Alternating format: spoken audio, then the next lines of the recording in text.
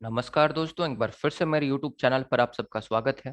तो हम Indian political thought में जो एंशियंट इंडियन पॉलिटिकल थॉट है और जो मिडिएबल इंडियन पॉलिटिकल थॉट है, जिसे सेमेस्टर 5 में पॉलिटिकल साइंस ऑनर्स के बच्चों को पढ़ना है, उसके एक और लेक्चर के साथ मैं आपके सामने हाजिर हूँ। आज हम अबुल फजल के बारे में डिस्कस करने वाले हैं। तो इस लेक्चर को देखने से पहले मैं आप सबसे रिक्वेस्ट करूंगा कि आप जिया बरानी के लेक्चर को जरूर देख कर आए, क्योंकि हम अबुल फजल और जिया बरानी दोनों में कंपेयर भी करने वाले हैं। क्योंकि कंपेयर और कंट्रास्ट से भी क्वेश्चन आता है कि जो अबुल फजल का जो आपका थ्योरी ऑफ किंगशिप है और जो आपका जिया बरानी का थ्योरी ऑफ किंगशिप है, दोनों में क्या डिफरेंसेस हैं, ये भी आपसे सवाल पूछे जा सकते हैं दोनों थिंकर्स को मिक्स करके। इसीलिए दोनों के बीच में अंतर और दोनों के बीच में जो समानताएं हैं उनको समझना काफी ज्यादा आवश्यक हो जाता है आपके लिए। तो चलिए शुरू करते हैं। सबसे पहले अगर आपको कॉन्टेक्स्ट को समझना है तो हम सबसे पहले शुरू करते हैं कि जिया बरानी क्या कहते थे, ठीक है। क्योंकि अगर आपको टेक्स्ट को समझना है तो आपको कॉन्टेक्स्ट को समझना पड़ेगा। You can't understand the text without context, अर्थात आप बिना संदर्भ के शब्दों को नहीं समझ सकते। तो देखिए, हम दोनों के बीच में थोड़ा अंतर ड्रॉ करने की कोशिश करते हैं। तो यहाँ जिया बरानी हो गए, इधर अबुल फजल हो गया, ठीक है। तो जो जिया बरानी थे, जिया बरानी के अनुसार जो सुल्तान था, सुल्तान के पास टेम्पोरल सोवेर्निटी थी। टेम्पोरल सोवेर्निटी का क्या मतलब होता है? लौकिक संप्रभुता। लौकिक संप्रभुता का अर्थ है कि देखिए, जो सुल्तान होगा वह सर्वोच्च होगा लौकिक मैटर्स में, जो लौकिक गतिविधियां हैं उसमें।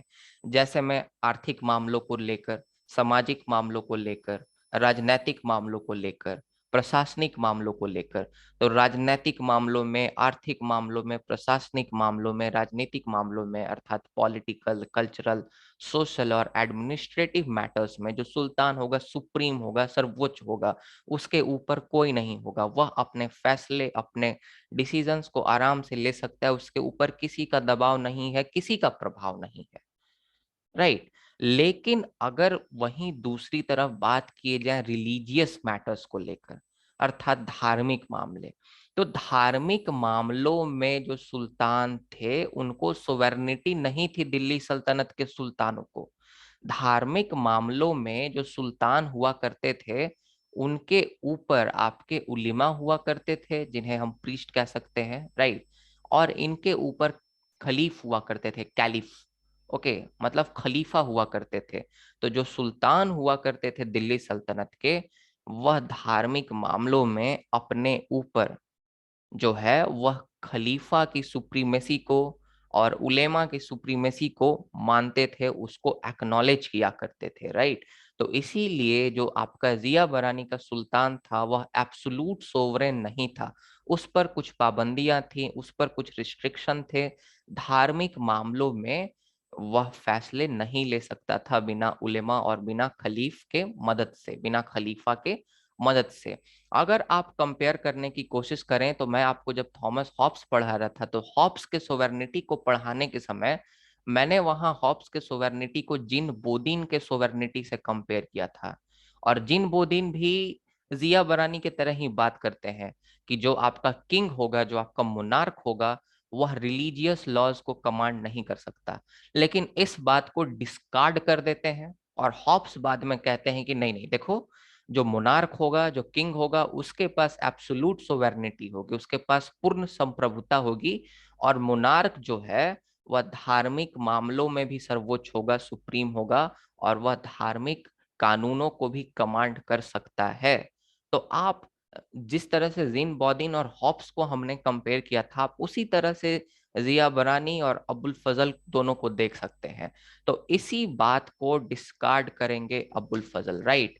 और अपने थ्योरी में ये प्रूव करेंगे कि जो हमारा बादशाह है, क्योंकि मुगल डायनेस्टी के टाइम में जो राजा हुआ करते थे उनको हम लोग बादशाह के नाम से जानते हैं, जो हमारे बादशाह हैं वह एब्सोल्युटली सोवरेन है, एब्सोल्यूट सोवरेन है। संपूर्ण जो संप्रभुता है वह उनमें है, ठीक है। ये बात फजल जो है हमसे आर्ग्यू करेंगे और ये बात प्रूफ करने की कोशिश करेंगे कि जो राजा है वह, उसके पास टेम्पोरल सोवेर्निटी तो खैर है ही, वह तो आर्थिक मामलों में, राजनीतिक मामलों में, प्रशासनिक मामलों में वो तो सर्वोच्च है ही, लेकिन अगर देखा जाए तो धार्मिक मामलों में भी वह सर्वोच्च है और उसके ऊपर कोई नहीं है। ठीक है, मतलब जो उलेमा और जो कैलीफ जिसको माना करते थे, जिनको एक्नॉलेज किया करते थे दिल्ली सल्तनत के सुल्तान, उन उलेमा और कैलीफ की जो स्थिति होगी वह मुगल डायनेस्टी के टाइम में काफी ज्यादा नीचे हो जाएगी और इन्हें ज्यादा महत्व नहीं दिया जाएगा एज कम्पेयर टू दिल्ली सल्तनत। ठीक है, तो मुगल डायनेस्टी के टाइम में इनकी जो पदवी है थोड़ी कम होगी और ये जो है राजा के सर के ऊपर नहीं बैठेंगे कि अगर आप धार्मिक मामलों में कुछ फैसले ले रहे हैं तो आपको हमसे ही पूछकर काम करना है। वे एज अ एजेंट काम किया करते थे between Allah and the king, right. तो वे एज ए एजेंट रहेंगे। जब जिया बरानी थे उस टाइम में तो सुल्तान और अल्लाह के बीच में उलेमा और कैलिफ है। लेकिन अगर आप दूसरी तरफ अगर बात करें इधर मुगल डायनेस्टी के काल में, तो वहां आपका जो बादशाह है उसके बीच और अल्लाह के बीच कोई नहीं होंगे, कोई भी बीच में मीडिएटर नहीं होंगे। तो मुझे उम्मीद है कि आपको ये समझ में आ गया होगा। ठीक है, तो अब चलिए हम समझने की कोशिश करते हैं। तो दो चीज यहां से आप कंपेयर और कॉन्ट्रास्ट कर सकते हैं। सबसे पहला, जिया बरानी के सुल्तान के पास टेम्पोरल सोवेर्निटी, फजल के बादशाह के पास एब्सोल्यूट सोवेर्निटी। जो जिया बरानी के जो सुल्तान हैं उस टाइम में अगर आप देखिएगा तो जो उलेमा है, जो कैलीफ है, उनकी स्थिति काफी बेहतर है। जो मतलब आपका जो प्रीस्ट क्लास है उनकी स्थिति काफी बेहतर है। लेकिन दूसरी तरफ अगर आप देखिएगा तो मुगल काल में इनकी जो स्थिति है मेनली अकबर के टाइम में ये काफी ज्यादा आपको नीचे आती हुई दिखेगी एज कंपेयर टू दिल्ली सल्तनत, राइट। तो अब हम यहाँ पे देखते हैं अबुल फजल के बारे में डिटेल में समझते हैं। तो जो शेख अबुल फजल थे इनका जन्म 1551 में हुआ था, इनकी मृत्यु 1602 में हुई थी। ये एक इम्पॉर्टेंट पॉलिटिकल थिंकर है और हिस्टोरियन है मुगल डायनेस्टी के, एक राजनीतिक चिंतन और एक इतिहासकार है मुगल डायनेस्टी के। ये अकबर के समकालीन थे और इन्हें आज पूरी दुनिया याद रखती है उनके उदारवादी दृष्टिकोण से। उनका जो आपका सेक्युलर अप्रोच था, जो रैशनल अप्रोच था, तर्क के साथ सभी चीजों को देखा करते थे, उसके वजह से आज दुनिया इन्हें याद रखती है। अब जो अबुल फजल के जो पॉलिटिकल थॉट्स हैं ये आपके उनके दो फेमस बुक्स में देखने को मिलेंगे। सबसे पहला है अकबरनामा और दूसरा है आईने अकबरी। ये आपसे कभी भी पूछा जा सकता है अगर आप फ्यूचर में यूजीसी नेट की एग्जाम देंगे या आप डीयू जेएनयू के एग्जाम में भी बैठेंगे तो ये क्वेश्चंस आ सकते हैं। ठीक है, तो जो सबसे पहला जो आपका बुक है मोस्ट इंपॉर्टेंट अकबरनामा, अकबरनामा को भी दो पार्ट्स में हम डिवाइड करके देख सकते हैं। उनके दो वॉल्यूम्स हैं, वॉल्यूम नंबर 1, वॉल्यूम नंबर 2। तो जो आपका पहला वॉल्यूम है, पहला वॉल्यूम में वह मेंशन करते हैं मुगल डायनेस्टी अर्थात मुगल सल्तनत के इतिहास के बारे में। और जो पहले के जो मुगल राजा हुआ करते थे, जो मुगल बादशाह हुआ करते थे, उनके बारे में भी जो पहला वॉल्यूम है अकबरनामा का उसमें मेंशन करते हैं जो फजल रहते हैं वे। ठीक है, मतलब अकबर के टाइम में है तो वो हुमायूं के बारे में उसमें लिखेंगे, उसके बाद बाबर के बारे में भी उन्होंने इसमें लिखा होगा, राइट। आप उस तरह से समझ सकते हैं इसको। और जो आपका सेकंड वॉल्यूम है अकबरनामा का, उसमें वह अकबर के शासन काल पर ही पूरी तरह से समर्पित होकर लिखते हैं। और जो आपका दूसरी बुक है आईने अकबरी, आईने अकबरी में जो आपका मुगल का जो प्रशासनिक ढांचा होता है, जो प्रशासनिक सिस्टम होता है, जो प्रशासनिक तंत्र होता है, उसके बारे में लिखते हैं। मेनली जो अकबर के टाइम में जो एडमिनिस्ट्रेटिव सिस्टम हुआ करता था उसके बारे में ये डिटेल में हमें बताते हैं। अब सिमिलैरिटी आप देखिएगा तो जिया बरानी और जो फजल हैं दोनों में सिमिलैरिटी भी है। देखिए, कोई भी थिंकर क्या चाहता है? सोशल स्टेबिलिटी, सामाजिक स्थिरता जो है किसी भी थिंकर का एक सबसे महत्वपूर्ण ऑब्जेक्टिव होता है। क्योंकि अगर सामाजिक स्थिरता नहीं होगी तो साम्राज्य कहाँ से चल पाएगा।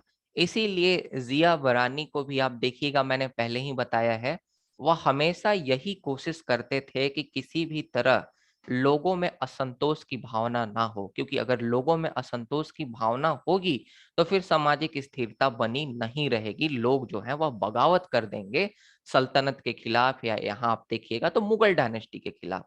और इसीलिए जिया बरानी फंडामेंटलिस्ट होते हुए भी वे जो है ज़बाबित लॉ को जो है वह अलाउ कर देते हैं। मैंने आपको जिया बरानी के लेक्चर में बताया था, वह कहते हैं कि देखो शरीयत फॉलो करो जितना फॉलो हो सके, लेकिन अगर आपको लगता है कि शरीयत से काम नहीं चलेगा और ज़बाबित लॉ अर्थात सेक्युलर लॉ लगाने की जरूरत है, तो आप ज़बाबित लॉ भी लगा सकते हो।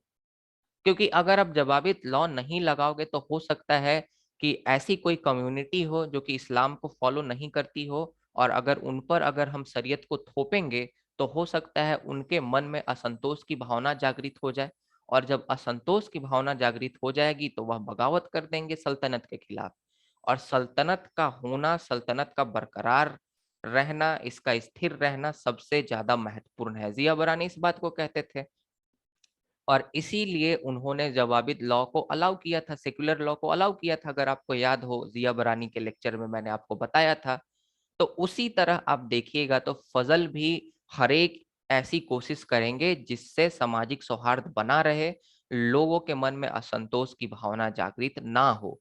क्योंकि अगर किसी भी तबके के मन में असंतोष की भावना जागृत होती है तो फिर जो सामाजिक स्थिरता है, आज भी आप आज के भी संदर्भ में देखिए, अगर किसी भी तबके के अगर मन में असंतोष की भावना जागृत होती है तो फिर प्रोटेस्ट होते हैं, मार्च निकाले जाते हैं, और जो सामाजिक स्थिरता है हमारे देश की वह खराब हो जाती है, बिगड़ जाती है।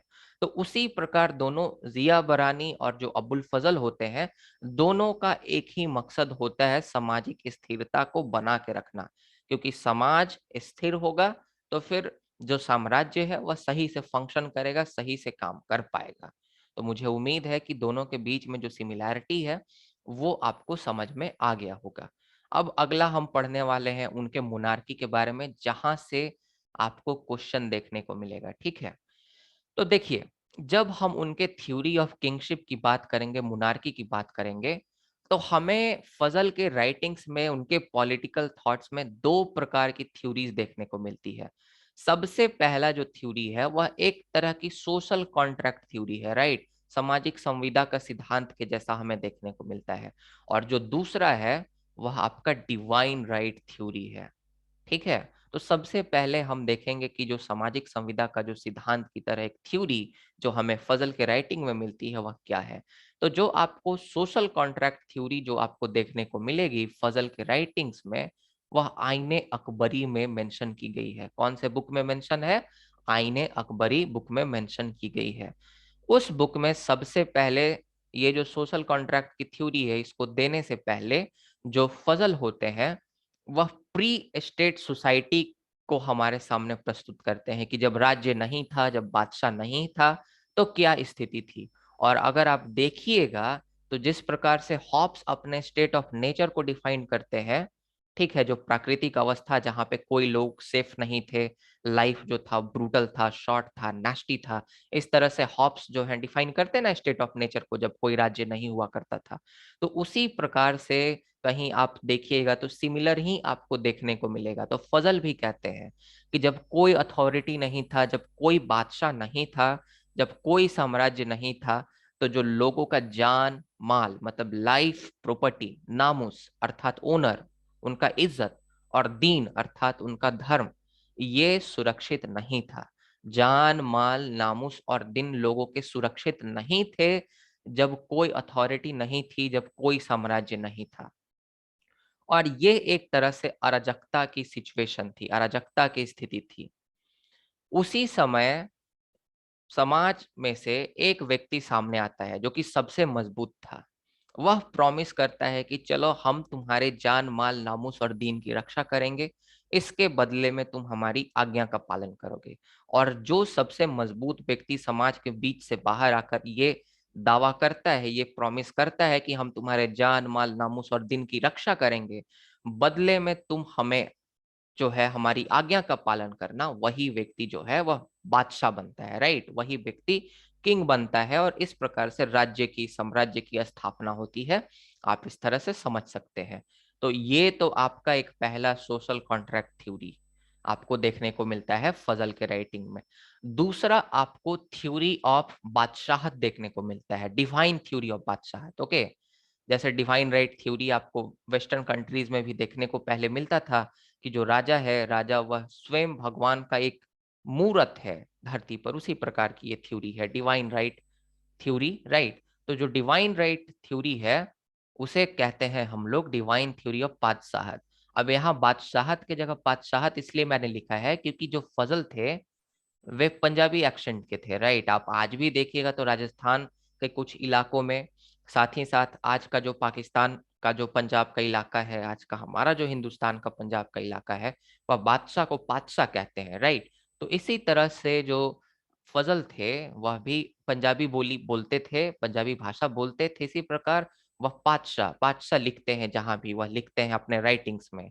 तो आप साथ में लिख सकते हैं बादशाह, आप पोस्ट में यहाँ ब्रैकेट में करके लिख सकते हैं ताकि टीचर समझ जाए कि आप क्या कहना चाहते हैं। तो मैं बादशाह शब्द का ही प्रयोग करूंगा, ठीक है। तो सबसे पहले अबुल फजल बताते हैं कि बादशाह का मतलब होता है एन एस्टैब्लिश्ड ओनर, राइट, एक स्थापित ओनर। इसका मतलब यहाँ जो बादशाह देखिएगा तो दो शब्दों से मिलकर बना है, एक तो पद और दूसरा शाह। पद का मतलब होता है स्टेबिलिटी अर्थात स्थिरता, और दूसरा है शाह, शाह का मतलब होता है ओनर अर्थात मालिक, राइट। तो इसीलिए जो बादशाह का मतलब है, बादशाह का मतलब होता है एस्टैब्लिश्ड ओनर, एक ऐसा ओनर, एक ऐसा स्थापित ओनर जिसको कोई भी हटा नहीं सकता, जो सबसे सुप्रीम है, जो सबसे सर्वोच्च है, ठीक है।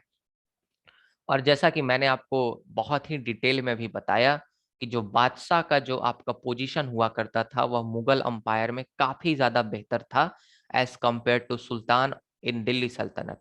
क्योंकि जो दिल्ली सल्तनत का सुल्तान था उसके पास सिर्फ टेम्पोरल सोवेर्निटी थी, मैंने ये चीज को आपको समझा दिया है। उसके पास सिर्फ लौकिक संप्रभुता थी, स्टार्टिंग में हमने इस चीज को देखा। और और दूसरे शब्दों में जैसा कि मैंने आपको पहले बताया कि वह सुप्रीम था अपने प्रशासनिक मामलों में, आर्थिक मामलों में, अपने सामाजिक मामलों में। लेकिन उसके पास सुप्रीमेसी नहीं थी रिलीजियस अफेयर्स में, धार्मिक मामलों में, ठीक है। वह अपने धार्मिक कानूनों को कमांड नहीं कर सकता था, उनको बदल नहीं सकता था, और वह उन पर फैसले नहीं ले सकता था। उनको मदद लेनी पड़ती थी, किससे? तो उनके ऊपर जो उलेमा हुआ करते थे, जो प्रीस्ट हुआ करते थे, और जो उनके ऊपर आपके कैलीफ हुआ करते थे, उनके भी सुप्रियोरिटी को, उनके सुप्रीमेसी को सुल्तान जो है वह एक्नॉलेज करता था, जो बरानी का सुल्तान हुआ करता था। बरानी जो है अपने सुल्तान को जिले लाही कहते हैं, राइट। मैंने आपको पिछले लेक्चर्स में भी बताया है, शैडो ऑफ गॉड या शैडो ऑफ अल्लाह अर्थात अल्लाह की परछाई, ठीक है। और इसीलिए उनके पास एब्सोल्यूट सोवेरेनिटी नहीं थी, और बरानी जो है एक्नॉलेज करते हैं कि सुल्तान के ऊपर जो खलीफा है और जो उलेमा है वो भी है। तो ये सब चीज मैंने आपको समझा दिया। देखिए, फजल जो है वह एब्सोल्यूट सोवेरेनिटी अपने किंग के लिए चाहते हैं। उनका मकसद ही यही रहता है, ऑब्जेक्टिव ही यही रहता है, संपूर्ण संप्रभुता अपने राजा को प्रदान करना।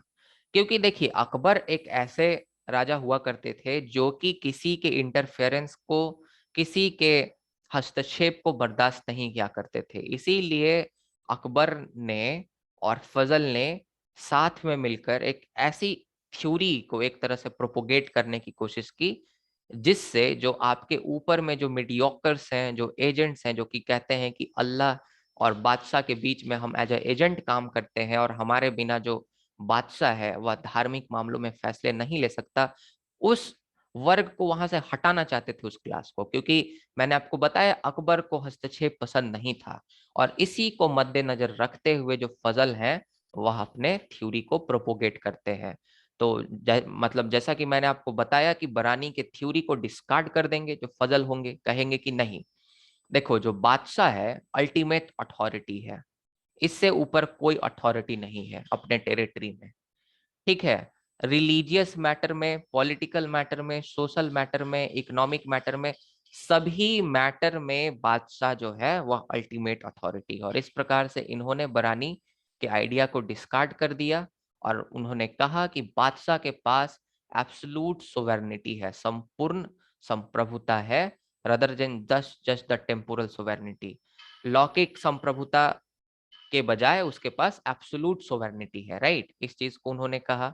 और जैसा कि मैंने आपको बताया कि उन्होंने ये भी कहा कि बादशाह जो है धार्मिक कानूनों को भी कमांड कर सकता है, और कोई एजेंट की जरूरत नहीं है अल्लाह और बादशाह के बीच में, ठीक है। कोई एजेंट की जरूरत नहीं है, और जो उलेमा है वह बादशाह के ऊपर नहीं है, और हम खलीफ के सुप्रीमेसी को भी नहीं मानते, ठीक है। अबुल फजल जो है वह बादशाह को फरेजादे कह के संबोधित करते हैं। बड़ा इंपॉर्टेंट टर्म है जिल्लेलाही और फरेजादे, ये सबसे इंपॉर्टेंट है, आपको याद रखना पड़ेगा। तो फरेजादे का मतलब होता है कि जो बादशाह है, बादशाह एक ऐसी रोशनी है जो कि अल्लाह से डिराइव हो रही है, अल्लाह से डिराइव होती हुई एक रोशनी है, और अल्लाह ने उन्होंने बादशाह को स्वयं इस धरती पर भेजा है, राइट। और जो अल्लाह है वह अपने जो दया का जो आपका किरण है, जो रोशनी है, वह बादशाह पर हमेशा वहां से थ्रो कर रहे हैं, राइट। और इसीलिए बादशाह जो है वह directly as a agent of Allah काम कर रहे हैं। डायरेक्टली जो बादशाह हैं वह अल्लाह के बंदे हैं, और बीच में किसी की जरूरत नहीं है, किसी उलेमा की जरूरत नहीं है, किसी प्रीस्ट की हमें जरूरत नहीं है। ये चीज को आपको ध्यान में रखना होगा। इस प्रकार से जो फजल होते हैं वह पैट्रिमोनियल स्टेट के कॉन्सेप्ट का जन्म देते हैं। पैट्रिमोनियल स्टेट मतलब पितृसत्तात्मक राज्य, मतलब जो राजा है वह सुप्रीम अथॉरिटी है, उसके ऊपर कोई नहीं है, और जितनी भी शक्तियां हैं सब राजा से ही डिराइव होती हैं, और राजा ही शक्ति का केंद्र है। इसीलिए अगर अपने किसी नोवेल को, अर्थात अपने किसी उसके कोर्ट में अगर कोई आपका बंदा है, कोई उसका ऑफिसर है, अगर उसको कुछ रिवॉर्ड देता है, या किसी प्रिंस को कुछ रिवॉर्ड देता है, या किसी जनता को रिवॉर्ड देता है, तो वह जनता का राइट नहीं है, वह जनता का अधिकार नहीं है, ये राजा का एक तरह से परोपकार है उनके ऊपर। क्योंकि सब चीज राजा को ही बिलोंग करता है, प्रॉपर्टी भी राजा को बिलोंग करता है, हर एक चीज राजा को बिलोंग करता है, ठीक है, बादशाह को बिलोंग करता है। इसीलिए अगर राजा आपको कोई चीज दे रहा है, तो इसका ये मतलब समझिए कि राजा आप पर कृपा कर रहा है, बादशाह आप पर कृपा कर रहा है, वह आपका हक नहीं था, वह आपका अधिकार नहीं है। आप इसको कंपेयर कर सकते हैं हॉब्स के सोवेर्निटी से। आप अगर हॉब्सियन सोवेर्निटी को पढ़िएगा तो सेम चीज हॉब्स भी कहते हैं, that king is the sole creator of the property. जो किंग है वह सोल क्रिएटर है प्रॉपर्टी का, और किंग अगर किसी को कोई चीज अगर दे रहा है तो वह एक तरह से उस पर फेवर है, राइट। उसका अधिकार नहीं है सामने वाले व्यक्ति का कि चलो भाई ये तो हमारा बनता था, इतना जमीन हमको लेना इसलिए हमको दे रहा है, ऐसा कोई मैटर नहीं है।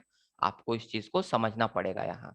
और इसी चीज को आपके जो एक आपके हिस्टोरियन है हरबंस मुखिया, ये यही चीज लिखते हैं कि एवरीथिंग बिलोंग्स टू बादशाह, सभी चीजें बादशाह को बिलोंग करती है। और जो रिवॉर्ड्स दिए जाते हैं नोवेल को, प्रिंसेस को, या सब्जेक्ट को, अपने प्रजा को, वह मात्र एक फेवर है, मात्र कृपा है, मात्र एक परोपकार है बादशाह के द्वारा उनके ऊपर, ठीक है। वह इनके अधिकार नहीं है, वह प्रजा के या नोवेल के या प्रिंस के अधिकार नहीं है। इस चीज को आपको समझना पड़ेगा। तो मुझे उम्मीद है कि आपको समझ में आ गया होगा। पैट्रिमोनियल स्टेट का मतलब ये होता है कि राजा जो है वही शक्ति का केंद्र है, और जितनी भी शक्तियां हैं वह उन्हीं से डिराइव होती है, आगे जाती हैं, ठीक है। बस सिंपल सा यही मतलब है। अब ड्यूटी ऑफ किंग के बारे में हम डिस्कस करेंगे। तो देखिए, सबसे पहले जो फजल होते हैं वह किंग के ड्यूटी को बताने से पहले, बादशाह के ड्यूटी को बताने से पहले कुछ क्राइटेरिया, कुछ क्वालिटीज मेंशन करते हैं जो कि एक राजा में होनी चाहिए, एक बादशाह में होनी चाहिए।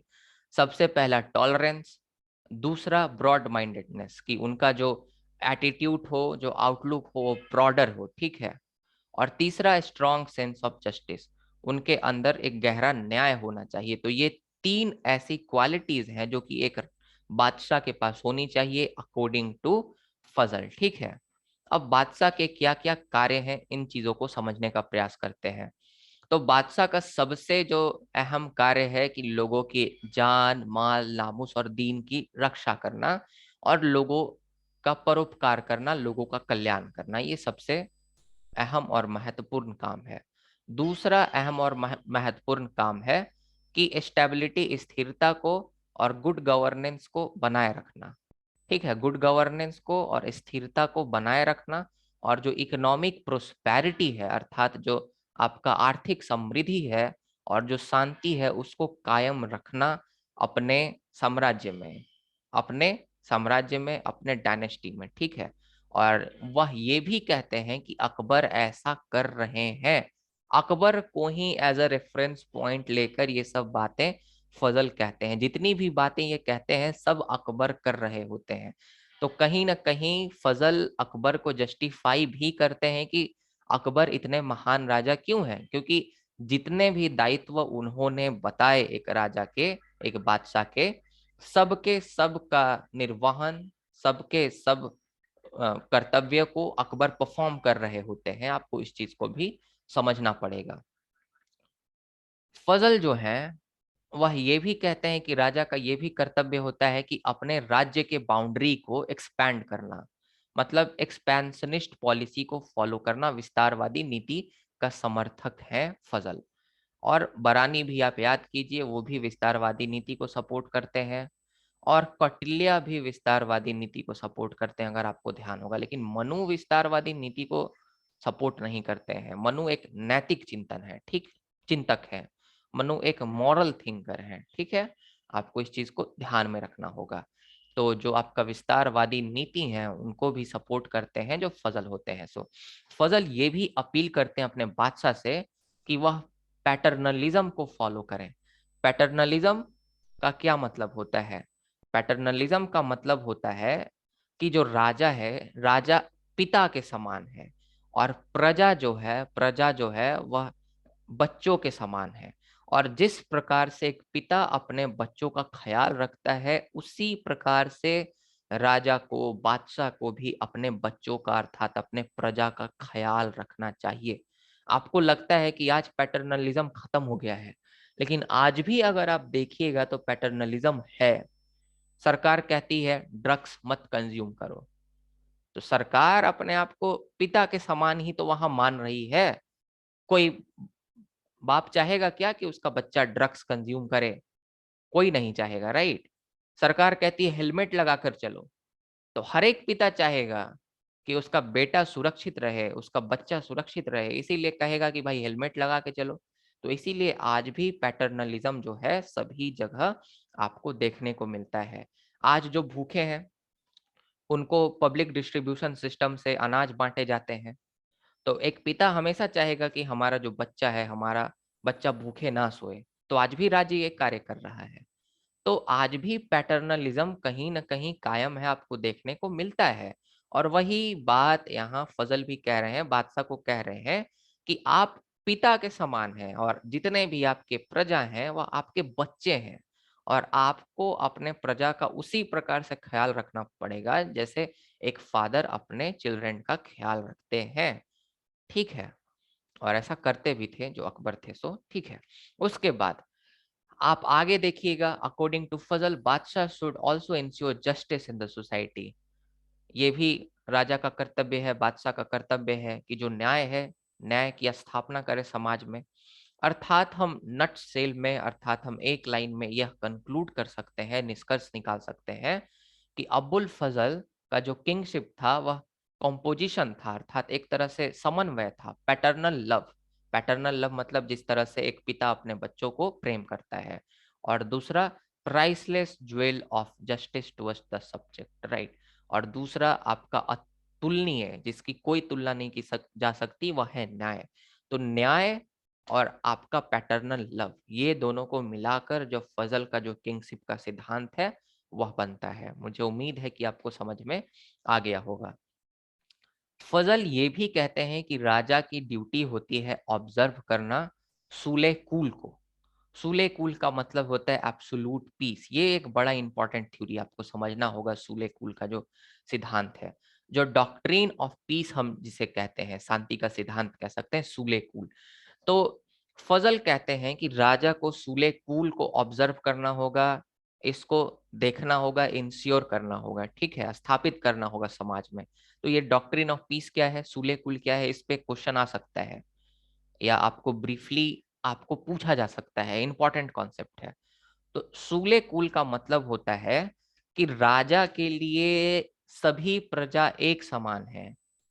एक पिता के लिए बच्चों में भेद नहीं होता, एक पिता के लिए हर एक बच्चा उतना ही महत्वपूर्ण होता है। एक पिता अपने बच्चों में कभी भी डिस्क्रिमिनेट नहीं करता, भेदभाव नहीं करता।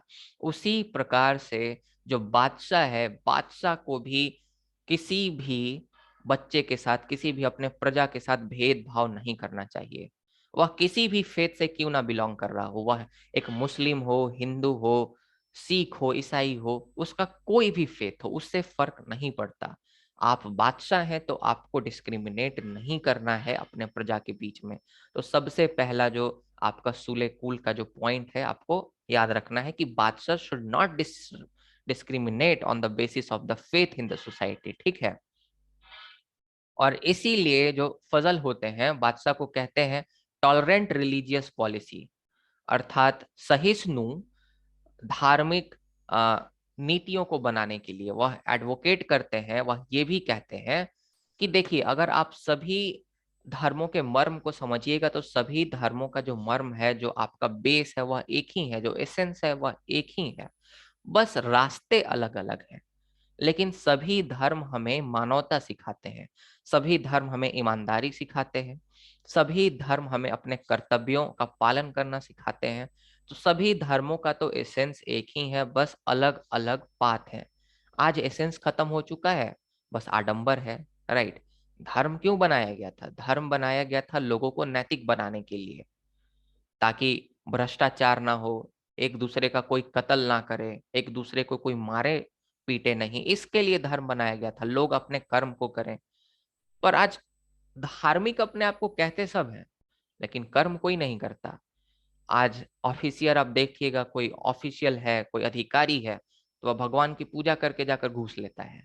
अरे धर्म तो ईमानदारी सिखाने के लिए बनाया गया था ना, तो तुम भगवान की पूजा करके जाकर नीचे से टेबल से तुम पैसे ले रहे हो, क्या फायदा रहा फिर? क्या फायदा रहा आपको भगवान को पूजा करने से फिर, जब आपको नीचे से पैसे लेने ही हैं? आप धर्म कर रहे हो, आप भगवान के नारे लगा रहे हो, आप जय श्री राम कर रहे हो, और भी अन्य धर्मों का भी मैं एग्जांपल ले रहा हूँ, लेकिन आप दूसरे धर्मों के लोगों को प्रताड़ित कर रहे हो, आप गरीब को सता रहे हो। तो धर्म तो मानवता के लिए बनाया गया था, तो फिर आप क्यों ऐसा कर रहे हो? फिर आप भगवान को पूज रहे हो, वहां जाकर उनके सामने हाथ जोड़ रहे हो, और दूसरी तरफ आप लोगों का कद्र नहीं कर रहे हैं, आपके लिए मानव एक कीड़े के समान हो गया है। तो फिर कहाँ गया धर्म का जो आपका मर्म था, जो एसेंस था धर्म का, जो धर्म हमें सिखाना चाहता था, वह बचा कहाँ? तो इस चीज को आपको समझना पड़ेगा। तो फजल बहुत ही इंपॉर्टेंट बात कहते हैं, यहाँ कहते हैं कि सभी धर्मों का जो एसेंस है एक ही है, अर्थात मकसद एक ही है, लोगों को नैतिक बनाना, मॉरल बनाना, बस रास्ते अलग अलग हैं। और मैंने अभी कहा कि नैतिकता छोड़कर बाकी आडंबर ही रह चुका है। All the rituals actually they are present, right? But the essence of the religion, which was there to teach the morality to the human beings, that is not present at all in contemporary world, right? तो ये चीज कहते हैं आपके जो फजल होते हैं। इसीलिए वह कहते हैं कि जब सभी धर्मों का मर्म एसेंस एक ही है, तो सभी धर्म एक प्रकार से एक है, समान है इसके। और यहाँ से आपको उनका सेक्युलर कैरेक्टर देखने को मिलता है, सेक्युलर कैरेक्टर देखने को मिलता है। वह ये नहीं कह रहे हैं कि जो इस्लाम है वह सुपीरियर है या हिंदुइज्म सुपीरियर है।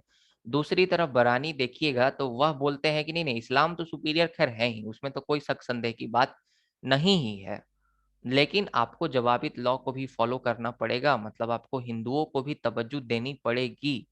ठीक है, उस टाइम काल का मैं बात कर रहा हूँ जब बरानी थे, क्योंकि आप अगर आप इनको इम्पोर्टेंस नहीं दीजिएगा तो इनके अंदर असंतोष की भावना जागृत होगी, ये मेजोरिटी में है, फिर इसके कारण से समस्या हो जाएगा समाज में। जो इनस्टेबिलिटी है, अस्थिरता है, वह विद्यमान हो जाएगी। तो यहाँ पे देखिए, आज जो हमारा सेक्युलर कैरेक्टर है इंडिया का, जिसे आज मैं सभी स्टूडेंट से अपील करना चाहूंगा कि आपको सेक्युलर कैरेक्टर को बचा के रखना है। भाई हम सब मानव हैं, और इंसानियत से बड़ा कोई धर्म नहीं है, तो इसीलिए आप इसको सबसे ऊपर रखें। तो यही बात यहाँ पे फजल भी कहते हैं। फजल कहते हैं कि इसीलिए सभी को फ्रीडम ऑफ रिलीजन होना चाहिए। जो हिंदू है वह अपने धर्म को पालन कर सकता है, इस्लाम जो मुस्लिम है वह अपने धर्म को मान सकते हैं, सिख ईसाई सब अपने अपने धर्म को मान सकते हैं, कोई समस्या नहीं है, ऐसा फजल का कहना था। और इनका सेक्युलर कैरेक्टर है आपको देखने को मिलता है, और इसी कारण से आज हम इनको पढ़ रहे हैं। क्योंकि मिडिएवल एरा में, मध्यकालीन भारत में इस प्रकार की बातें करना अपने आप में क्रांतिकारी सोच है, आपको समझना पड़ेगा। और इसीलिए यह बादशाह से अपील करते हैं कि देखिए, जो लोग हैं उनको अपने आउटलुक को बड़ा करना पड़ेगा, अपने जो थॉट्स हैं उनको ब्रॉड बनाने पड़ेंगे, ठीक है, संकुचित धाराओं से, विचारों से बाहर निकलना पड़ेगा।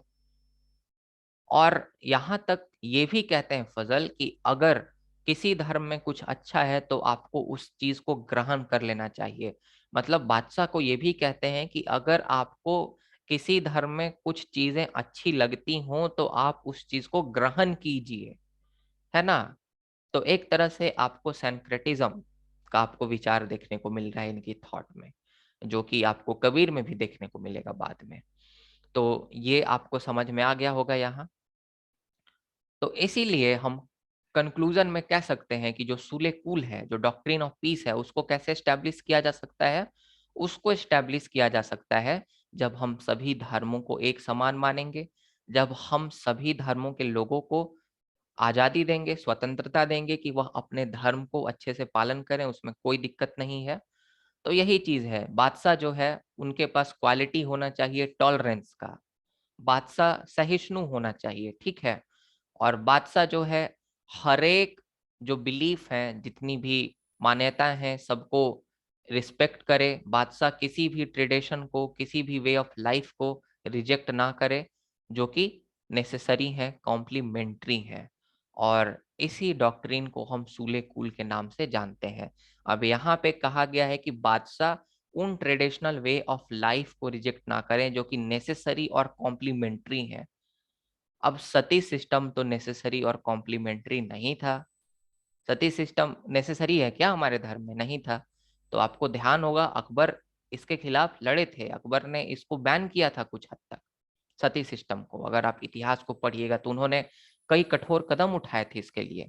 तो इसीलिए अकबर जो है सिर्फ उन्हीं मान्यताओं को इज्जत देते थे, रिस्पेक्ट करते थे, जो कि सच में हमारे लिए महत्वपूर्ण है। अब सती सिस्टम को, अब जाति व्यवस्था को, अब आज आप बोलिएगा कि ये हमारे धर्म से रिलेटेड है, तो ये बेवकूफाना ही बातें हैं, इन बातों का कोई मतलब नहीं निकलता, ठीक है। तो ये चीजों को आपको समझना पड़ेगा। और आप देखिएगा कि अकबर ने सूले कुल की नीति को अपनाया भी। अकबर ने सूले कुल नीति को कैसे अपनाया? तो अकबर ने सूले कुल नीति को अपनाया जजिया को अबोलिश करके। जजिया जो एक टैक्स हुआ करता था, जो नॉन मुस्लिम्स पर लगाया जाता था, एक ऐसा कर जो कि गैर मुसलमानों पर लगाया जाता था, उसको हटा दिया। इसका मतलब अकबर जो है हर एक धर्म को एक समान मान रहे हैं, हर एक धर्म को रिस्पेक्ट कर रहे हैं। इसीलिए उन्होंने ये जो कर है जजिया, इसको हटा दिया था, राइट। तो इसीलिए आप देख सकते हैं कि ये सिर्फ कहने वाली बातें नहीं थी, ये फजल ने सिर्फ लिख नहीं दिया सूले कुल का जो सिद्धांत है वह। ये जो सेक्युलर कैरेक्टर है, आपको देखने को भी ये सेक्युलर कैरेक्टर मिलेगा आपको, ठीक है। जिस प्रकार से अकबर ने जो टैक्स है जजिया, इसको हटा दिया। अगला है पॉलिटिकल ऑब्लिगेशन। पॉलिटिकल ऑब्लिगेशन मतलब हम क्यों अपने राजा की बात माने। Political obligation, why should we obey our king, why should we obey our state. आज के पर्सपेक्टिव में आप ये सोचिए, हम क्यों अपने सरकार की बात माने। तो आज हमारा उत्तर होगा क्योंकि हमने सरकार को चुना है, क्योंकि जनता सरकार को चुनती है, तो इसीलिए जनता का दायित्व होता है कि वह उसकी बात माने। लेकिन उस समय जब डिवाइन राइट थ्योरी थी, उस समय अलग पॉलिटिकल ऑब्लिगेशन का थ्योरी था। कहा जाता था कि देखिए, जो बादशाह हैं, जो किंग है, वह भगवान के रूप है, ठीक है, वह भगवान के रूप है धरती पर। इसीलिए आप भगवान के रूप की बात को कैसे नहीं मानेंगे, आपको तो मानना पड़ेगा। तो यही पॉलिटिकल ऑब्लिगेशन का सिद्धांत आपको यहाँ भी देखने को मिलेगा। तो फजल भी कहते हैं कि देखो, बादशाह की तो बात आपको माननी ही पड़ेगी, हैबिचुअल ओबीडियंस आपको देना पड़ेगा। मतलब आपको उनकी आज्ञा का पालन करना ही करना है, ये तो हैबिचुअल होना चाहिए, ये तो अंडरस्टूड होना चाहिए। क्योंकि बादशाह जो है आपके पिता के समान है। तो आप अपने पिता की बात को टालते हैं क्या? हैबिचुअल ओबीडियंस आप ओबे मतलब पे करते हैं, अंडरस्टैंडेबल है वो बातें, आप उस बात को मानते हैं, ठीक है। तो उसी प्रकार से आपको मानना पड़ेगा। और दूसरी बात कहते हैं कि प्रजा जो है बादशाह की बात को इसलिए भी माने क्योंकि जो बादशाह है वह खुद रिप्रेजेंटेटिव है अल्लाह के, अल्लाह के रिप्रेजेंटेटिव हैं, तो अल्लाह के रिप्रेजेंटेटिव के तो बात को आपको मानना ही पड़ेगा। तो ये भी यहाँ पे कहते हैं जो अबुल फजल होते हैं।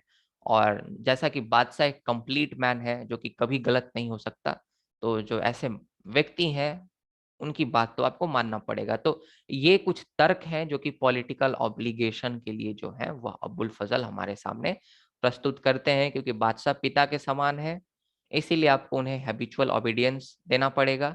बादशाह जो है रिप्रेजेंटेटिव हैं अल्लाह के, इसीलिए आपको उनको ओबीडियंस देना पड़ेगा, उनकी बातों को मानना पड़ेगा। और बादशाह जो है कंप्लीट मैन है, एक कंप्लीट मैन है जो कि कभी गलत नहीं हो सकते, इसलिए आपको उनकी बात को मानना पड़ेगा। तो 2-3 तर्क हैं पॉलिटिकल ऑब्लिगेशन में, अगर आप देखिएगा तो।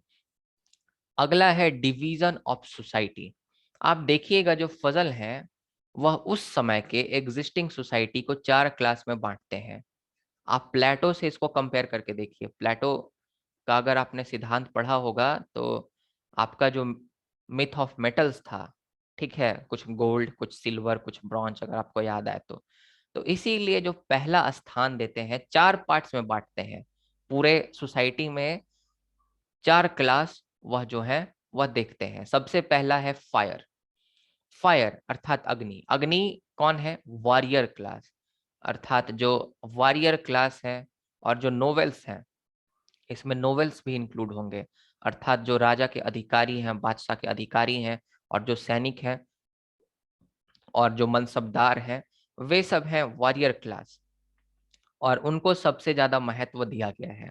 उसके बाद एयर मतलब मर्चेंट क्लास, ट्रेडर क्लास, अर्थात व्यापार वर्ग, जो ऐसा वर्ग जो कि व्यापार करता हो, ट्रेडर क्लास। ओके, तो दूसरे नंबर पे इनको महत्व दिया गया है। और यहाँ पे देखिए मोस्ट इंटरेस्टिंगली आप देखिएगा तो वाटर थर्ड नंबर पे। और वाटर में कौन आ रहे हैं? वाटर में आ रहे हैं इंटेलेक्चुअल क्लास, ब्राह्मण्स और उलेमा। आप देखिएगा कि यहाँ ब्राह्मण्स और उलेमा को तीसरे स्थान पर प्लेस कर दिया गया।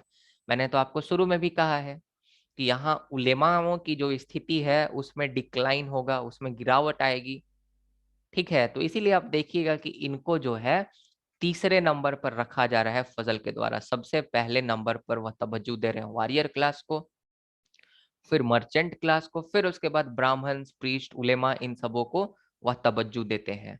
और चौथे नंबर पे है अर्थ। अर्थ में कौन कौन आएंगे? सभी वर्किंग क्लास, जैसे पीजेंट्स हो गए, जैसे लेबर हो गए, ये सब वर्किंग क्लास।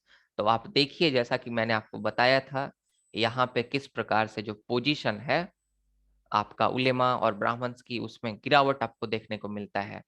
तो वही चीज मैंने यहाँ पे लिखा है, we can observe that Fazl placed Brahmins and ulemas at the third position, which signifies that they had less importance in Mughal dynasty as compared to Delhi Sultanate. Delhi सल्तनत के तुलना में देखिएगा तो उनको कम महत्व दिया जा रहा है। लेकिन आप अगर उसी समय एक और चीज पर गौर कीजिएगा जो कि सतीश चंद्रा पॉइंट आउट करते हैं। जो मिडिएबल हिस्ट्री है उनके बहुत बड़े आपके ये नामचीन चेहरे हैं। आप जब यूपीएससी की तैयारी कीजिएगा तो आप पढ़िएगा सतीश चंद्रा की मिडिएबल हिस्ट्री, एनसीईआरटी भी इनकी आती है, ठीक है। तो सतीश चंद्रा कहते हैं कि जो आपका अपर क्लासेस हैं, ये जो आपका 3 क्लास है, इनका पहले से भी कुछ मान्यता है। ये 3 क्लासेस की मान्यता है इस चौथे क्लास को लेकर। ये अर्थ मतलब फायर, एयर और वाटर की कुछ मान्यताएं हैं अर्थ को लेकर। क्या मान्यताएं हैं? उनकी ये मान्यता है कि ये जो अर्थ है, ये जो जो वर्किंग क्लास है, जो लेबर्स है, जो किसान वर्ग है, इनको ऊपर नहीं उठने देना है। ये जो है ये व्यापार वर्ग में नहीं जा सकते। साथ ही साथ ये सैनिक और बड़े बड़े आपके प्रशासनिक पदों पर भी नहीं जा सकते, उन पर रोक थी। तो पहले से ही उन्होंने एक तरह से अपने मन में विचार बना लिया था, ये 3 वर्गों ने, फायर, एयर और वाटर ने, कि जो अर्थ से जो बिलोंग करता है, मतलब जो पीजेंट्स और जो लेबर्स हैं, वह इस लायक ही नहीं है जो व्यापार कर पाएंगे, इस लायक ही नहीं है जो सेना में या फिर प्रशासनिक पदों पर आ पाएंगे। इसीलिए फजल में भी आपको यहाँ पे एक क्रिटिसिज्म आप फजल का देख सकते हैं। क्रिटिसिज्म मतलब आप फजल को चाहें तो यहाँ पे थोड़ा सा क्रिटिसाइज कर सकते हैं। फजल ये कहते हैं कि फरेजादे अर्थात बादशाह को ये भी देखना पड़ेगा कि सोशल स्टेबिलिटी जो है वह बरकरार रहे समाज में। और फजल के हिसाब से सोशल स्टेबिलिटी का एक और मतलब है कि जो लोअर क्लास है, जो अर्थ है, वह ऐसा नहीं कि एयर और फायर में चला जाए, वह ऊपर चला जाए। ये चीज को इंश्योर करना है, मतलब ये देखते रहना है कि जो अर्थ है वह नीचे ही रहे, जो लोअर क्लास है, जो अर्थ है, वह जहां है वहीं रहे, वह अपने ही पोजीशन पे काम करे।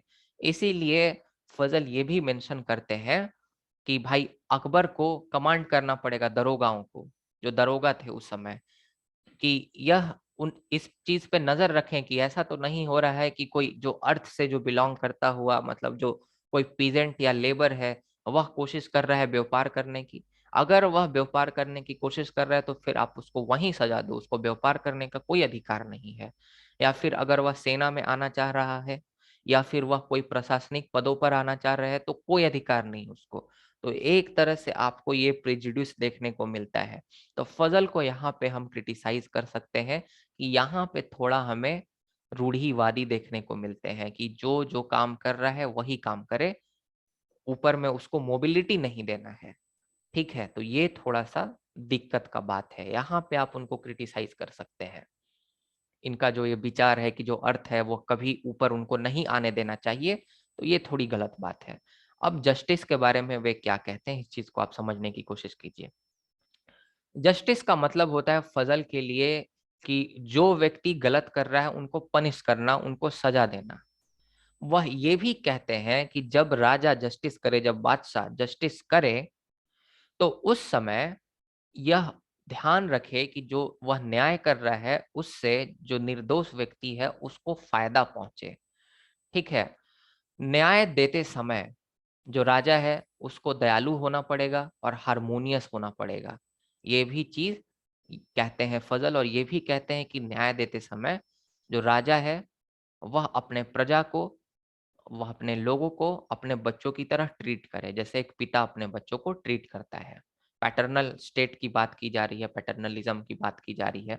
ये भी कहते हैं कि जब राजा जब न्याय दे रहा हो, जब बादशाह न्याय दे रहा हो, तो वह हमेशा अपने दिमाग में ये बात बैठा कर रखे कि उन्हों कि उसे अल्लाह ने भेजा है, और अल्लाह ने जैसा कि उसे भेजा है धरती पर, इसीलिए वह यहाँ पे शांति व्यवस्था को बहाल करने की काम करे और सबके साथ न्याय करने का काम करे। तो इस चीज को उनको ध्यान में रखना है राजा को, कि जैसा कि हमें अल्लाह ने धरती पर भेजा है तो इसीलिए हमें यहाँ शांति और न्याय को कायम करके रखें।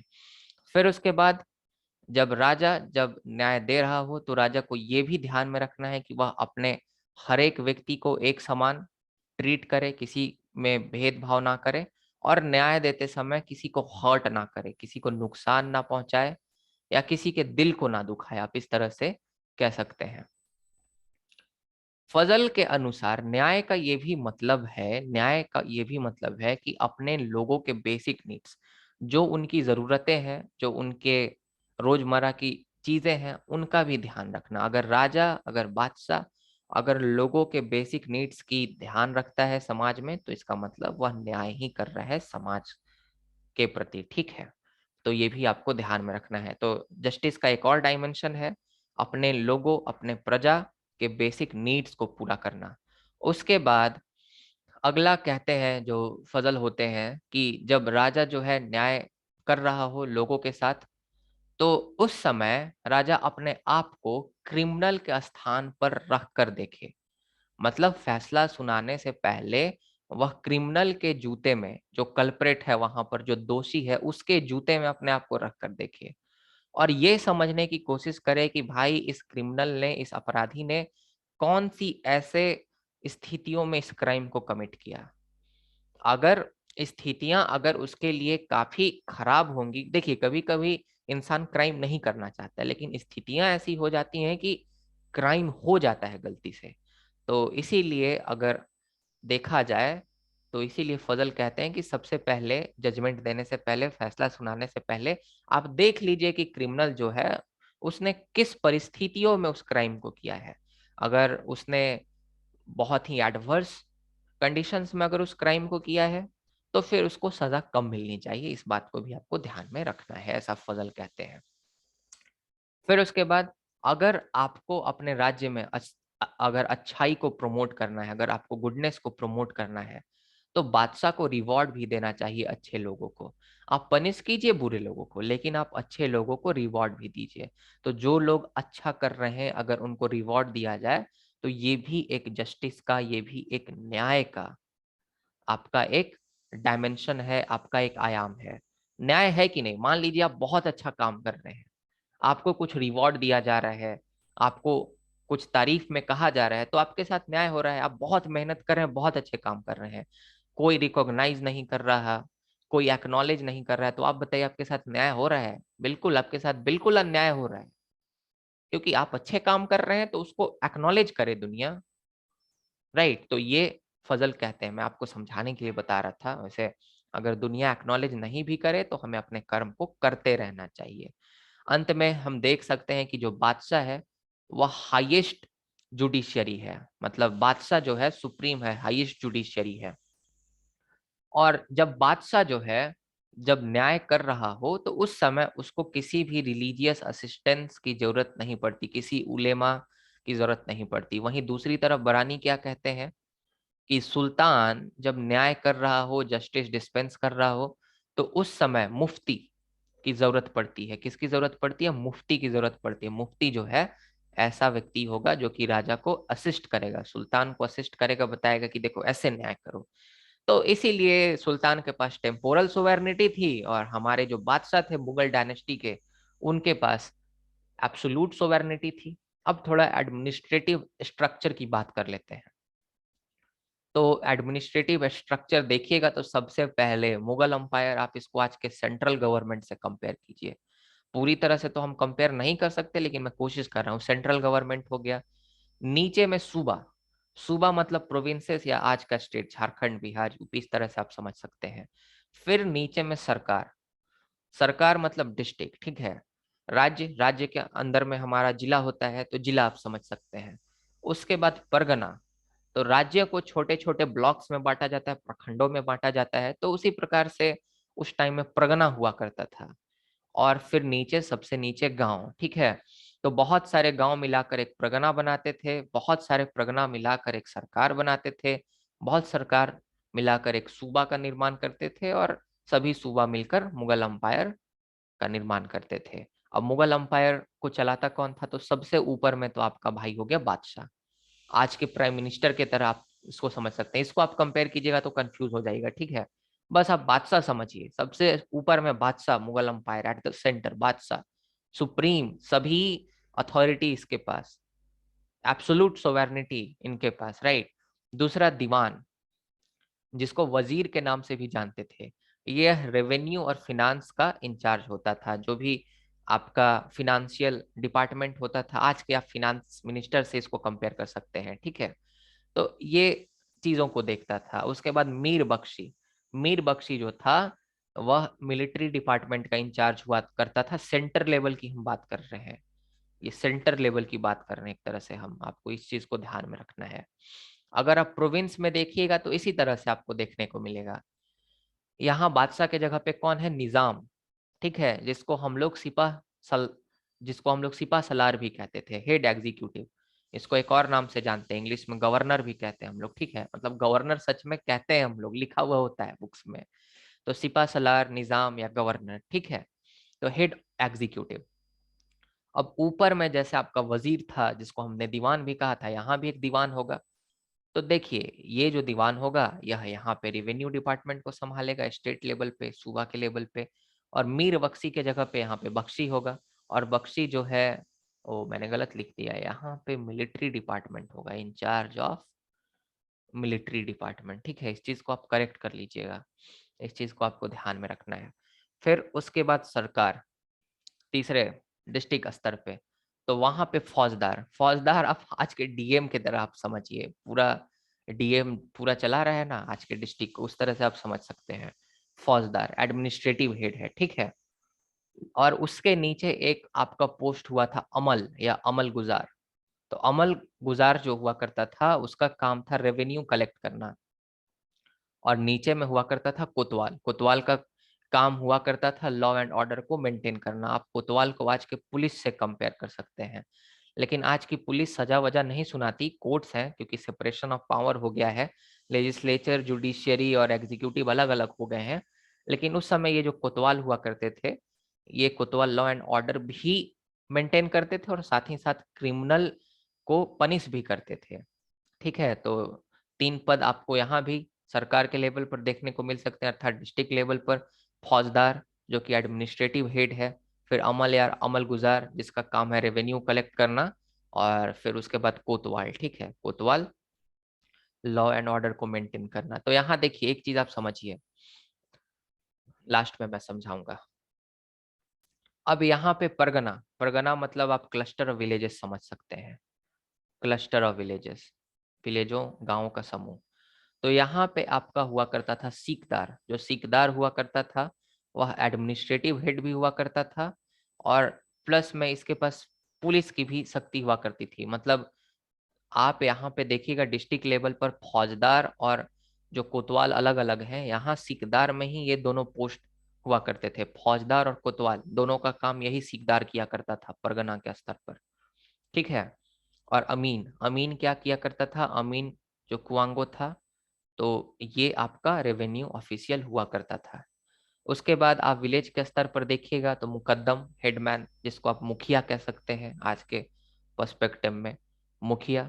फिर पटवारी, अकाउंटेंट टाइप का आदमी, ठीक है, मतलब रेवेन्यू ये सब कलेक्ट वलेक्ट करना इसी का काम हुआ करता था। और चौकीदार, वॉचमैन। तो देखिए किस तरह से सिस्टम चलता था। गांव है, गांव से यहाँ से पैसा कलेक्ट करता, रेवेन्यू कलेक्ट करता, टैक्स कलेक्ट करता पटवारी। पटवारी जो है इस टैक्स को कलेक्ट करके दे देता यहाँ अमीन कुआंगो को। अमीन कुआंगो जो कि परगना के स्तर पर है। ये अमीन कुआंगो क्या करता था कि ये जितना भी टैक्स इसके पास आता था जो कि पटवारी देता था, ये आकर यहाँ पे अमल को दे देता था या अमल गुजार को दे देता था। ये जो अमल गुजार हुआ करता था ये जाकर दीवान को दे देता था। और दीवान जो है जाकर दे देता था किसको? दीवान जाके दे देता था ऊपर अपने दीवान को, वजीर को दे देता था। और वजीर फिर बादशाह को उसको हैंड ओवर कर देता था। तो इस तरह से आपका सेंट्रलाइज सिस्टम चला करता था, पूरी तरह से सेंट्रलाइजेशन था। ठीक है, आपको इस चीज को समझना पड़ेगा। फिर आर्मी के बारे में थोड़ा सा देख लेते हैं। तो जिस प्रकार से जो बरानी होते हैं वह आर्मी के इम्पोर्टेंस को, उसके महत्व को मानते हैं कि आर्मी जो है हमारे साम्राज्य को प्रोटेक्ट करने में, एक्सटर्नल अग्रेशन से, जो अगर कोई बाहर से हमला कर रहा है मदद करता है। तो उसी प्रकार से जो अबुल फजल है वह भी इस बात को एक्नॉलेज करते हैं, मानते हैं कि जो आर्मी है वह प्रोटेक्ट करता है हमारे साम्राज्य को। और ये टेरिटोरियल एक्सपेंशन अर्थात विस्तारवाद में भी काफी ज्यादा मदद करता है। अब यहाँ जो फजल है, यहाँ आर्मी को डिवाइड करते हैं 5 कैटेगरी में। ठीक है। सबसे पहला कैवेलरी, मतलब घुड़सवार सैनिक। घुड़सवार सैनिक को 2 पार्ट्स में डिवाइड किया गया है, एक है बारगीर और दूसरा है सिलेदार। तो बारगीर ऐसे घुड़सवार सैनिक हुआ करते थे जिनको घोड़े, जिनको हथियार और जिनको कपड़े राज्य देता था। ठीक है, राज्य प्रोवाइड कराता था, मुगल अंपायर खुद उनको देता था, उनका कोई प्राइवेट घोड़ा वोड़ा नहीं रहता था। दूसरी तरफ सिलेदार, सिलेदार ऐसे घुड़सवार सैनिक हुआ करते थे जिनके अपने घोड़े हुआ करते थे, अपना घोड़ा लेकर वह आर्मी में आते थे। ठीक है। दूसरा है इन्फेंट्री, पैदल सैनिक, फुट सोल्जर्स। ठीक है। इन्फेंट्री भी 2 प्रकार के, बंदूकची और शमशीरबाज। बंदूकची मतलब राइफलमैन, मतलब ऐसे पैदल सैनिक जिनके पास बंदूकें हुआ करती थी। और शमशीरबाज मतलब ऐसे पैदल सैनिक जिनके पास तलवारें हुआ करती थी। आप बोलिएगा कि मुगल अंपायर के टाइम में तलवार था क्या? मैं बोलूंगा सॉरी, तलवार तो खैर था ही, राइफल था क्या? तो मैं बोलूंगा हाँ हाँ राइफल था। ठीक है, मुगलों ने तो पहले ही तोप बना लिए थे, कैनन्स बना लिए थे। क्योंकि आपको याद होगा बाबर जब हमला किया था लोदी पर, ठीक है, लोदी पर, कौन सा था उस समय? इब्राहिम लोदी, लास्ट जो रूलर था दिल्ली सल्तनत का, जब इब्राहिम लोदी पर जब हमला होता है तो इब्राहिम लोदी के जो हाथी हैं वह डर जाते हैं, क्योंकि सबसे पहली बार युद्ध में तोप का इस्तेमाल हुआ करता था। तो ये तो पक्की बात है कि मुगलों के पास पहले से तोप थी, बंदूकें कहाँ से आई। तो आपको याद होगा कि मुगल साम्राज्य की स्थापना जो है वह हुई 1526 में, जब Babur first battle of Panipat, पहली पानीपत की लड़ाई में जीतता है। लेकिन आप देखिएगा 1510 में ही पुर्तगाली हमारे यहाँ आ गए थे। मतलब यूरोपियन तो 1510 में यहाँ पे गोवा को कैप्चर भी कर लिया था। सबसे पहले तो 1498 में ही वास्को ड गामा सबसे पहले हमारे पास आए थे। मतलब आप ऐसा समझिए कि अगर ये भारत का मानचित्र देखिएगा तो एक तरफ यहाँ तो मुगल साम्राज्य यहाँ पे बन रहा है, और यहाँ गोवा में कैप्चर करके पुर्तगाली भी रखे हुए हैं सेम टाइम में। तो भाई पुर्तगाली और मुगलों के बीच में अच्छा संबंध था शुरू शुरू में, तो इसलिए यूरोपियंस के पास बंदूकें थीं, तो उन्होंने अपने टेक्नोलॉजी को दिया था इनको। तो बंदूकें थी उस टाइम में, ठीक है। इस चीज को आपको ध्यान में रखना है, ये इतिहास पढ़िएगा तो समझ में आ जाएगा, ठीक है। आप इतना टेंशन मत लीजिए कि बाप रे इतनी सारी चीजें हैं, इतना सारा डेट्स है, आप खुद याद हो जाता है पढ़ते पढ़ते। तो ये चीज आपको ध्यान में रखना है। फिर एलिफेंट्री मतलब आपके हस्ती सेना, मतलब हस्ती सेना माने हाथी वाला सेना, हाथी जिसको यूज करते हैं हम लोग। तो हाथियों का लड़ाई में भी इस्तेमाल किया जाता था, और हाथियों का इस्तेमाल किया जाता था लोड को भी कैरी करने में। फिर आपका चौथा डिपार्टमेंट हुआ करता था आर्टिलरी। आर्टिलरी मतलब आप कह सकते हैं तोप खाने। तो तोप खाने का भी तो इंचार्ज होता है, तोप चलाने के लिए भी तो ट्रेंड लोग हुआ करते हैं, तो वह आर्टिलरी के पार्ट हुआ करते थे। और पांचवा है नेवी। तो हाँ, नेवी भी था मुगल साम्राज्य के पास, उनके पास। तो नेवी का तो मतलब आप लोग को पता ही है, मतलब नौसैनिक होता है। तो ये आपका अबुल फजल के बारे में था। मुझे उम्मीद है कि आपको लेक्चर पसंद आया होगा। देखिए, आप फील कीजिए, पढ़ने की कोशिश कीजिए, और आप सीखिए कुछ ना कुछ हर एक थिंकर से। आप अगर कबीर को पढ़िएगा फिर भी अगर आप जातिवादी रहिएगा उनको पढ़ने के बाद भी, और आप धर्मों के बीच में भेदभाव कीजिएगा, तो फिर आपका कबीर को पढ़ना बेकार हो जाएगा। क्यों पढ़ रहे हैं फिर कबीर को? मत पढ़िए ना फिर, क्यों पढ़ाई ही क्यों कर रहे हैं? शिक्षा का तो यही मकसद ही है कि शिक्षा से लोगों को हम लोग बनाए, मतलब मानव को मानव बनाने के लिए शिक्षित किया जाता है। उनके अंदर मानवता है। मानवता आने का मतलब है इंसानियत आए, भेदभाव जो है रंग के आधार पर, धर्म के आधार पर, जाति के आधार पर वे छोड़ दें, और एक अच्छे समाज की स्थापना हो, एक अच्छा समाज बने। तो मकसद ही यही है शिक्षा का। तो अगर हम लोग कबीर को पढ़ के, गांधी को पढ़ के, अगर गांधी को पढ़ के आप हत्या करने निकल जाएगा तो फिर क्या फायदा है उस डिग्री का, उस पढ़ाई का? ये सब पढ़ाया क्यों जा रहा है? ह्यूमैनिटीज आदमी क्यों लेता है? कहते हैं ह्यूमैनिटीज, ठीक है, आर्ट्स कर रहे हैं, ह्यूमैनिटीज। ह्यूमैनिटीज हम लोग पढ़ते हैं ह्यूमन बीइंग बनने के लिए, और ह्यूमन बीइंग ही बनने के लिए ये सब चीजें सिखाई जाती है। नहीं तो गांधी के बारे में क्यों पढ़ाया जा रहा है? तो आपको सीखना है उनसे कि देखो कितना अच्छा व्यक्ति थे। अगर इस प्रकार के व्यक्ति अगर हमारे समाज में होंगे तो समाज कितना बेहतर बनेगा। कबीर कितने बेहतर व्यक्ति थे, कितना बेहतर सोच था उनका, इसलिए पढ़ाया जा रहा है, राइट। तो मुझे उम्मीद है कि आपका शिक्षा सार्थक होगा, और आप समाज में एक पॉजिटिव इम्पैक्ट जरूर करेंगे। बहुत बहुत धन्यवाद। आपका दिन शुभ हो। मिलते हैं अगले लेक्चर के साथ।